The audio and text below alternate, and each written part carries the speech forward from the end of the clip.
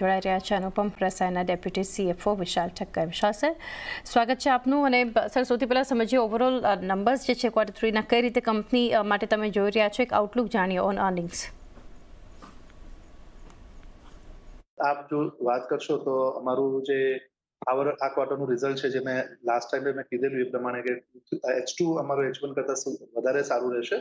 અને Q3 ના result આપ જોવો તો એનું એ દર્શાવી રહ્યા છે કે ભાઈ H2 અમારું સારું રહેવાનું છે.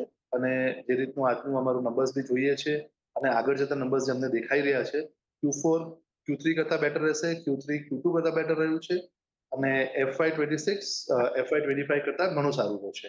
આવું અમારું અનુમાન છે. તો સર, આગળ વસ્તુ જાણી વિશાલ સર, ઓવરઓલ ડિમાન્ડ મોમેન્ટમ જે છે એ સ્ટ્રોંગ છે કે જે ઇન્ડિકેશન મળતા દેખાડી રહ્યા છે, તો ઓવરઓલ એક અક્રોસ ધ સેગમેન્ટ કઈ રીતે તમે જોઈ રહ્યા છો? અને અગર રેવન્યુ જે અહીંથી ગાઈડ કર્યું હતું કંપનીએ 30 to 35% ગ્રોથ ઇન FY26, તો કી ડ્રાઈવર્સ કયા રહી શકે? હું પહેલાના મારા કોલમાં બી હું જે કહી રહ્યો હતો કે ભાઈ અમારું ફાર્મા અને પોલિમરનો ગ્રોથ સારો રહ્યો છે આ વર્ષમાં, અને અમે અપેક્ષા રાખીએ છીએ કે એ સેમ આગળ ગ્રોથ રહેશે. અમારા નવા મોલિક્યુલ્સ અમે લોન્ચ કર્યા છે તે, અને એ અમારું કન્ટિન્યુ રહેશે. અને બીજું કે LOI ને કોન્ટ્રાક્ટ આપ જુઓ, હમણાં રિસેન્ટલી બી અમે 2 નવા LOI અને કોન્ટ્રાક્ટ અનાઉન્સ, એક LOI ને કોન્ટ્રાક્ટ અનાઉન્સ કર્યું, જેનું બી ગ્રોથ તમને આપ દેખી શકશો, જે આપણને પોલિમર સેગમેન્ટમાં ગ્રોથ આપણને દેખાશે આવતા વર્ષમાં. જે આજે જે એગ્રોકેમમાં જે નબળાશ હતી, જે નબળાશનો હવે સબળતા દેખાઈ રહી છે અને આગળ જતા એનું ડિમાન્ડ બી આપણે સ્ટ્રેન્થન થઈ રહ્યું છે. તો Q4 અને FY26માં એનું બી આપ એક અંશ જોઈ શકશો કે જેના લીધે એગ્રોકેમ પાછું ડિમાન્ડ આપ જે હતી જૂની એ પ્રમાણે આવી જશે. ફાર્મા અને પોલિમરનો ગ્રોથ કન્ટિન્યુ રહેશે, એટલે એ રહેશે. બીજી બાજુ જો જુઓ તો LOI ને કોન્ટ્રાક્ટ અમને સપોર્ટ કરી રહ્યા છે. ત્રીજું, જો જ્યોગ્રાફી વાઇઝ વાત કરીએ તો જાપાન આજે અમારા ગ્રોથમાં ઘણું બધું આગળ આવી રહ્યું છે ઇન ટર્મ્સ ઓફ એનું કોન્ટ્રીબ્યુશન.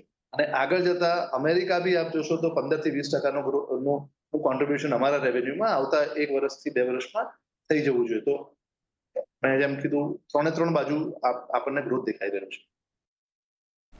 જી સર, આગળ જાણીએ એગ્રો કેમિકલ સેગમેન્ટ જે તમે અહીંથી મેન્શન કર્યું, તો ત્યાં એક સાઇન ઓફ રિકવરી આપણે જોઈ રહ્યા છીએ. તો અગર વાત કરીએ અહીંયાથી H2 FY25 માટે વોલ્યુમ્સનું એક એક્સપેક્ટેશન, ત્યાંથી ઇમ્પ્રુવમેન્ટ માટેનું ગોઈંગ ફોરવર્ડ, અને માર્કેટ ડાયનેમિક્સ જે છે એ કઈ રીતે તમે જોઈ રહ્યા છો? જે આપ અગર જોવો તો જે મેં અમારી કોમેન્ટ્રી હતી લાસ્ટ ટાઈમ, એમાં સેમ અમે વાત કરી હતી કે H2 થી આપણને આપણે એગ્રોકેમ બી રિલીઝ થવાનું, આપણે ઇન ટર્મ્સ ઓફ એનું ડિમાન્ડ બી પિકઅપ થવાનું ચાલુ થશે. Q3 માં એના થોડા અંશ જોયા છે, Q4 માં આપ એને વધારે સ્ટ્રોંગલી જોઈ શકશો. અને FY26 માં એ જે અમારા જૂના જે અમારા પરફોર્મન્સ હતા અને એના જે ગ્રોથ હતા એ પછી યથાવત થઈ જશે, એવું અમારું આજે અમને દેખાઈ રહ્યું છે. જે રીતના અમને ડિમાન્ડ છે, ઓફટેક જે અમને જે અમારા જે ફોરકાસ્ટ આપેલા છે અમારા કસ્ટમરોએ, એનાથી અમને આ વસ્તુમાં અમને સુનિશ્ચિતતા લાગી રહી છે. તો સર, અહીંયા Q2ની જેમ ફાર્મા પોલિમર્સ સેગમેન્ટની અગર વાત કરીએ તો નંબર્સને એક સપોર્ટ આવતો આપણે જોઈ રહ્યા છે.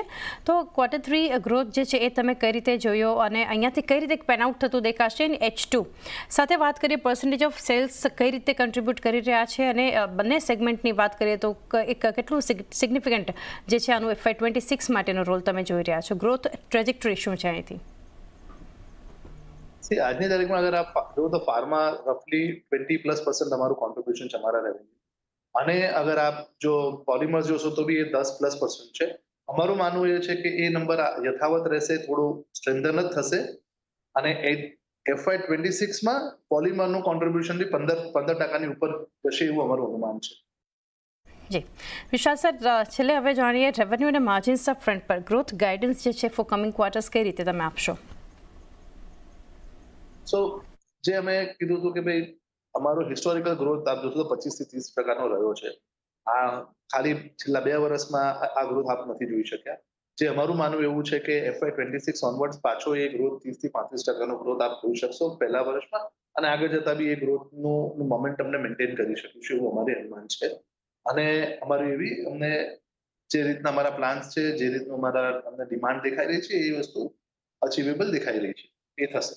અને માર્જિન્સમાં હું હજુ બી કન્ટિન્યુ કરીશ કે 26 થી 27% ઇબિટા માર્જિન્સ બહુ સબળ માની શકીશ સ્ટેન્ડઅલોન બેઝિસ પર.